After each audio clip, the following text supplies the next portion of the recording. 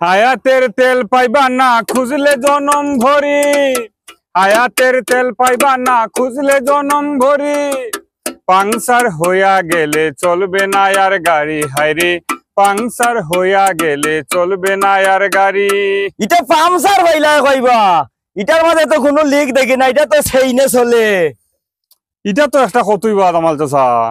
এখন বিষয়টা হইছে ই গাড়ির কথা তো কইছে না। কোন গাড়ির কথা কইছে?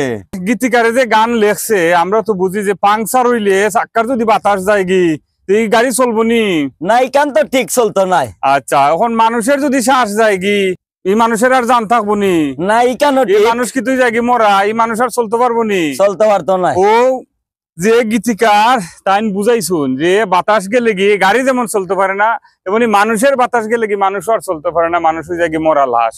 বুঝছি বুঝছি বুঝছি বুঝছি। কোন গান গাও? হায়াতের তেল পাইবা না খুঁজলে জনম ভরি, হায়াতের তেল পাইবা না খুঁজলে জনম ভরি, পাংচার হইয়া গেলে চলবে না আর গাড়ি, হায়রে পাংচার হইয়া গেলে চলবে না আর গাড়ি।